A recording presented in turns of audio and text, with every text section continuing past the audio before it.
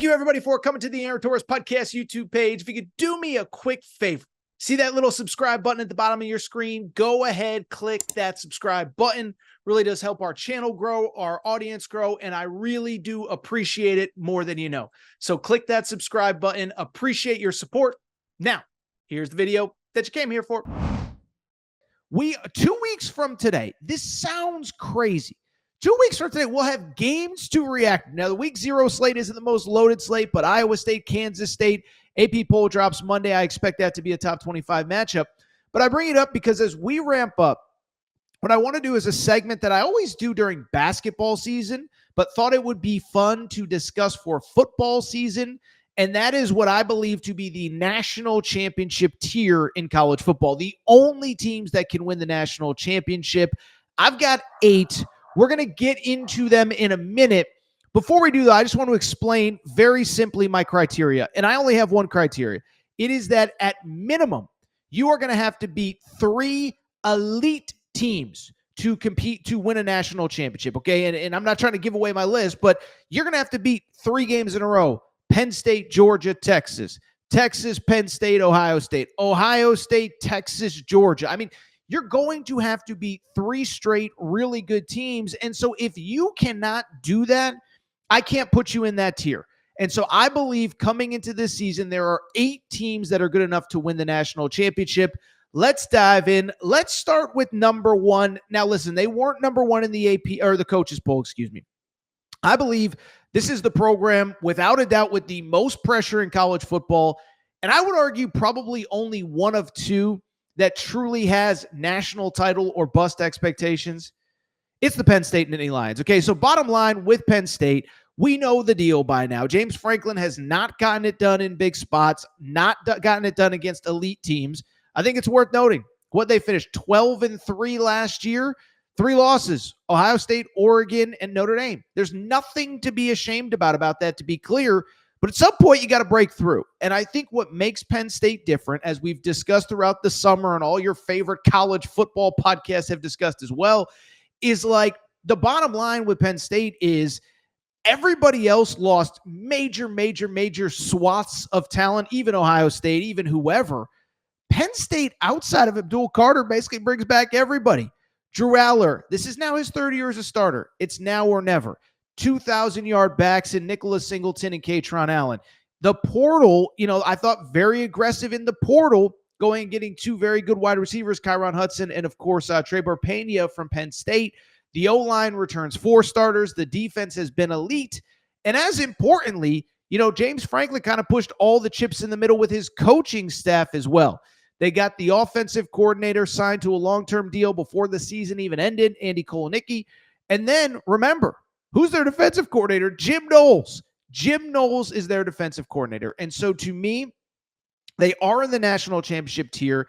They have to prove it. And listen, if they win a title, it doesn't really matter.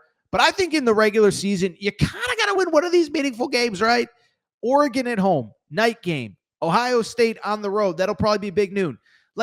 You can't just sneak in as a 7 seed at 10-2 with no notable wins. It's time, Penn State. It's put up or shut up. I think it's natty or bust. At the very least, you got to get to that title game. And I think more importantly, you got to get some meaningful regular season wins. Penn State, number 1 in my list of teams that can absolutely win it all. Now it's time for them to do it. Number 2 on the list of teams that I believe can win a national championship, the only other team that I would say even has pseudo-national title or bust vibes coming out of them, Texas Longhorns. Listen, even with Texas, I don't think the pressure is quite as high as at Penn State because the bottom line is, 1, I think Texas fans, I don't want to speak for them, I think they sort of understand, hey, we had it really bad for a while. Sark knows what he's doing. Yes, at some point he's got to get over the hump. But I think the other thing is we're already getting buzz that Arch Manning is going to be probably another year at Texas unless things go unbelievably, right? So I think you can already spin it to next year's really the year. But I bring it up because obviously if you're a Texas fan, you're not saying that. But listen, I think when you look at Texas, year 1 in the SEC was a success. You get to the semifinals of the college football playoff. You get to the SEC title game. Now it's, can you take the next step? Arch Manning is obviously the biggest question mark, the most interesting part of that team. I'm not sold that he's the best player in college football, the Heisman Trophy favorite, whatever. It's great you beat UL Monroe, you beat Mississippi State. Now you got to do it in big boy games. Like I said, you're going to have to go through Georgia and Ohio State. You're going to have to go through Ohio State and Penn State, whoever, to win a national championship. Good news is he doesn't have to do it alone. Plenty of talent at the wide receiver spot. I'll say this for Texas's defense. We think of Sark as an offensive guy. Go back to last year. That was a defense and run game team. He clearly did not trust Quinn Ewers. So defense is going to be elite. I think Anthony Hill, Colin Simmons are two guys that frankly would have been first-round picks last year if they were draft eligible. They were not. Does not matter. Texas, absolutely a national title contender. Let's get to number 3, team I just talked about. Let me ask you guys this. Anyone else feel like Georgia, it's been a quiet offseason for Georgia? And I don't mean that in a negative way, but it's like, Penn State, Natty or bust, Texas, Arch Manning, Alabama, Kalen DeBoer. What do we expect from year 2? And it's like, I don't really feel like anybody's talking about Georgia. You win the SEC last year. You go through a gauntlet, which includes Alabama on the road, Texas on the road, etc. And I think this team actually in 2025 might be better built to win the national championship even after winning the SEC last year. Yes, you have a first-year starter in Gunnar Stockton. But listen, I keep saying this. Outside of a last name, what's the difference between Gunnar Stockton and Arch Manning? There's really nothing. And in Gunnar Stockton's defense, he actually looked really good against Texas when he got thrown into the fire in the SEC championship game last year. So I can't say he has more experience than Arch Manning, but he's won games that matter. And then on top of it, the wide receiver core should be much better. I think that's the most interesting thing to me. It's easy to forget with Georgia. Those wide receiver drops last year, it was a disaster. Well, they add Zachariah Branch from USC. They add Noah Thomas from Texas A&M. I think that wide receiver group is going to be much better. The defense is always going to be elite under Kirby Smart and Glenn Schumann. I think the other thing I would add with Georgia, too, you can't say the schedule is easy. Georgia fans, I'm not saying that. The counter to that is Ole Miss, Alabama, Texas, all at home this year after playing them on the road. A year ago, I think you could argue toughest road game probably at Tennessee will be Gunnar Stockton's first career road start. Counter to that is it'll be Joey Aguilar's first SEC start as well. I like Georgia. I think they're a little bit undervalued. I have them at number 3. Number 4, listen, we've already talked about them. We've done 2-3 segments on them, so I'll be quick here. Most fascinating team in college football to me, maybe the Clemson Tigers. And we've done the spiel on Dabo. We all doubted him. We all questioned the portal decision, blah, blah, blah, blah, blah. Doesn't want to take players out of the portal. He's looking like he was right, and a lot of people were wrong because Clemson's coming off that playoff appearance. By the way, it's easy to forget this with Clemson.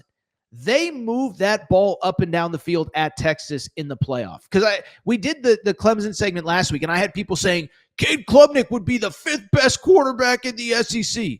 I'm like, Cade Klubnik moved the ball better against Texas than anybody in the SEC did. So stop. Cade Klubnik, I've said it a million times already this fall.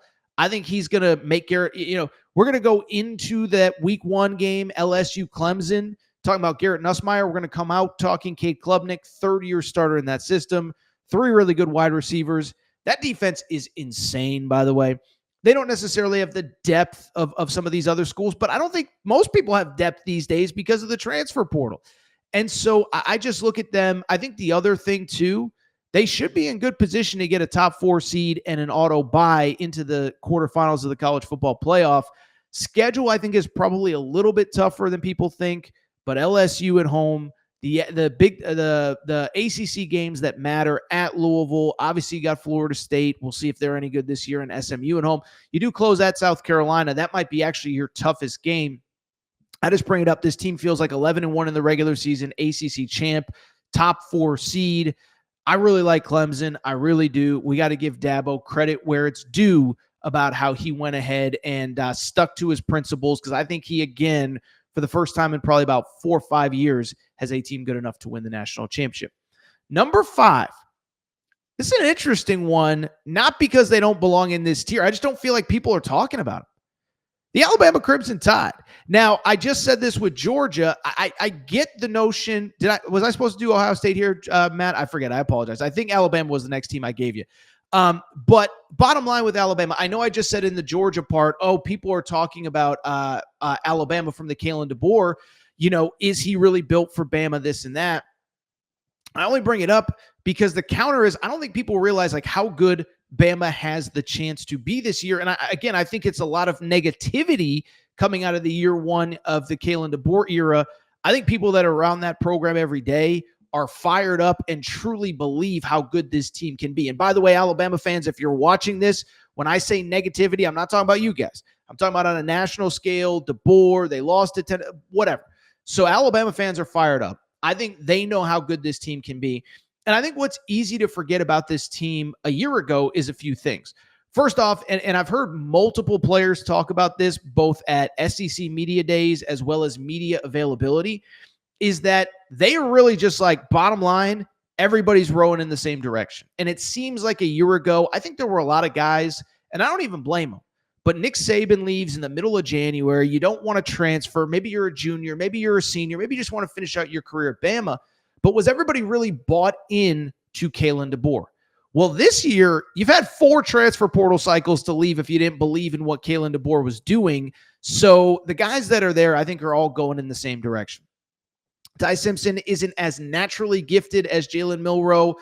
I think he's going to be really good, especially like Ryan Grubb. Ryan Grubb has been Kalen DeBoer's right-hand man. The last time that they worked together, they had a Heisman Trophy finalist, a team that went 13-0 in the regular season, plus Pac-12 championship game, and played for a national championship.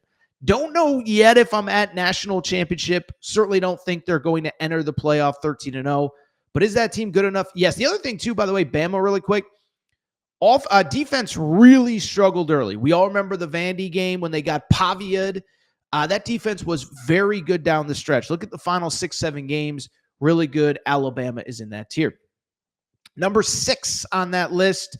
Yeah, I kind of just gave it away a little bit, but it's the Ohio State Buckeyes. Listen, Ohio State really has lost a ton off last year's team. Not just Will Howard, both running backs, Judkins and Henderson, bunch of guys off the offensive line, bunch of guys off the defense. But a couple things stand out. One, and I truly believe this, any team that has Jeremiah Smith has a chance to win any game on their schedule because he is just such a matchup problem. And that wide receiver room is so deep that, like, whoever wins that starting quarterback job, they have so many weapons to throw to. By the way, really nice transfer tight end, Max Clare. And so I just bring it up because you got Jeremiah Smith, you're going to be able to put up points. And then defensively, you got Caleb Downs leading that defense, you're going to be just fine. So you look at Ohio State. The other thing, too, with Ohio State, I think the pressure's kind of off of them, right? I mean, you can say it didn't really matter until you lost to Michigan last year. I disagree. I felt like the whole season long, there was kind of some tension. It's a $20 million roster. This is how much they paid. It's natty or bust. You lose to Michigan, whatever.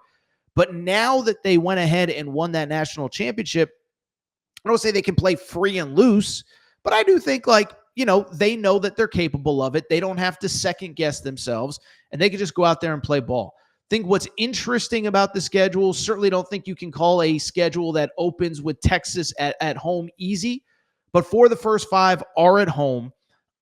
You don't play Oregon this year. You do play Penn State, but that's at home, a team that you've dominated.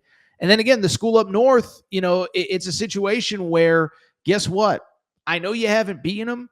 The counter to that is, the pressure's kind of off. Like I said, the pressure to beat them is on, but the counter to that would be, like, you're not going to come in with the pressure that you have the last few years. So I actually think it's in play that Ohio State actually has a better win-loss record in the regular season than a year ago. I think they could go 11-1. I think if things break right, they could go 12-0. I don't know that I necessarily see that. But I really do think Ohio State is absolutely capable. I don't think that's a hot take at all. Final 2 teams, I think, are kind of the exact opposite to me, but I think they're probably the fringes of the tier that can win a national championship. Number 1, which is number 7 on this list, the Notre Dame Fighting Irish. So with Notre Dame, what's interesting about them is they lose some stuff off the national championship runner-up from a year ago, but they bring back quite a bit as well. And I think you could actually argue it is a more well-rounded team. Jeremiah Love, 1,000-yard rusher. Wide receiver room is deeper than ever. O-line is always really good. Defense is always really good. NFL dudes all over. The only thing that concerns me is that you are probably going to be starting a quarterback who basically has zero experience. CJ Carr is expected to be the starter. CJ Carr has not thrown a college pass, has not taken a college snap. The other thing is your two toughest games are probably in week 1 and week 3. So it's your first 2 games of the season. You get the early bye, but Miami at home Miami on the road, A&M at home in week 3. And the issue is with the inexperienced quarterback, if you lose those 2, what does it mean for the rest of the year? Schedule gets much easier from there. But if you go 0-2 in those games, are you going to have a resume by the end of the year that warrants being in the college football playoff? I think it's too early to tell. I think at 10-2 Notre Dame gets in. But I do think you probably have to split those games to feel really good. By the end of the year, I think they'll be fine. By the end of the year, whoever's the quarterback is going to have plenty of time to kind of develop. The other thing that's noteworthy about Notre Dame, remember a year ago, the setup of the college football playoff was that it was impossible for Notre Dame to get a top 4 seed. They go 11-1. If they go 12-0, they're probably getting a top 4 seed. So that's worth noting. I do have Notre Dame at number 7. The final team in my teams that I believe can win a national championship, it is the LSU Tigers. It is with a major caveat. I think LSU has the most boom-bust potential in all of college football, okay? Funny, I was on Dan Dockich's show the other day, and it was right after the coaches poll came out, and he said, of every team in the top 10, who do you believe is most likely to potentially maybe not have the season that they were expecting? And I said it's LSU. And I think with LSU, let's be positive first, but I'll get to the negative. The positive is if Garrett Nussmeier is as good as all the NFL draft experts think, then they have a chance to be special. The wide receiver group is better. A couple really nice transfers. Barrion Brown from Kentucky. A lot of our listeners are probably familiar with that name. Nick Anderson from Oklahoma. O-line has been revamped. The defense, in theory, should continue to get better. Remember 2 years ago when Jaden Daniels was the quarterback, that was one of the worst defenses in college football. Last year, they improved significantly. Can they make another big leap this year? That's the glasses half full side of things. The glasses half empty side is a few things. One, is the defense going to improve? 2, and I've said this 100 times, I don't see it with Garrett Nussmeier. As the kids say, I think he's kind of mid. As other people will tell you, remember when Quinn Ewers was a first-round pick around this time last year? Remember when people were talking about Will Levis as a first-round pick as well? I solely bring it up because Garrett Nussmeier feels like this year's Will Levis or Quinn Ewers from the perspective of the guy that feels like he is going to – the people were talking about him as a first-round pick, a top number 1 overall pick. I just don't see it. So that's the negative. The other thing is the schedule. Yeah, as the dogs are in the background going crazy. I don't know if y'all can hear it, but we're dogs sitting right now. The dogs are going crazy. Anyway, back to Nussmeier, back to LSU. Schedule worries me. Listen, at Clemson in week 1, that's before the SEC schedule. And by the end of September, Florida at home at Ole Miss. You lose that Clemson game, your back is up against the wall, and you could, in theory, have essentially played yourself out of the playoff by the end of September. And I didn't even mention road game at Bama, road game at Oklahoma. Oh, by the way, home game against South Carolina, home game against A&M. So to me, I think that week 1 game against Clemson means much more to LSU than it probably does to Clemson. Although the counter is if you win that game, you're on easy street through the end of the year. So LSU has its opportunities, but we'll see if it works out. A couple other teams that were kind of on the cut line. I just don't think Oregon has enough this year. Oregon lost a ton off last year's team. Dante Moore is coming in. He did sit last year. He's going to have to make a big leap. Remember, their best wide receiver, Evan Stewart, got hurt in the summer, will not be available. I know they have DeCorian Moore, number 1 wide receiver in high school football. I think they can make the playoff. Can they beat Ohio State, Penn State, and Georgia? Ohio State, Bama, and Georgia. Georgia, Bama, and Penn State. I don't know that they can do that. I think they can be a playoff team. I think they can get an at-large. I think with the right breaks, maybe even win the Big Ten. I just don't know that they have enough to get those 3 straight wins, maybe 4 if necessary. I think Oregon is on the outside looking in, can make the playoff. I don't know if they can win it. Miami, 2 things. 1, Carson Beck, remember, is coming off major elbow surgery, did not throw for the entire spring. I'm not as down on Carson Beck as others, but that's a tough task. The other thing, Do you trust Mario Cristobal to win 3 straight high leverage games? Do you trust Mario Cristobal to beat, again, Penn State, Bama, and Georgia 3 games in a row, Georgia, Texas, and LSU 3 games in a row, LSU, Ohio State, and Georgia? Like, I don't trust Mario Cristobal to do it. So outside of those teams, I don't even know who, Ole Miss has lost way too much. I don't think there's a national championship contender in the Big 12. Like SMU's nice out of the ACC. They're not winning 4 or 3 straight. So those are my 8 teams that I believe can win the national championship. We have, in order, at least the order that I put them in before the show, Penn State, Texas, Georgia, Clemson, Bama, Ohio State, Notre Dame, and LSU. Get in the chat. Tell me what I got right. Tell me what I got wrong. Tell me who I'm missing.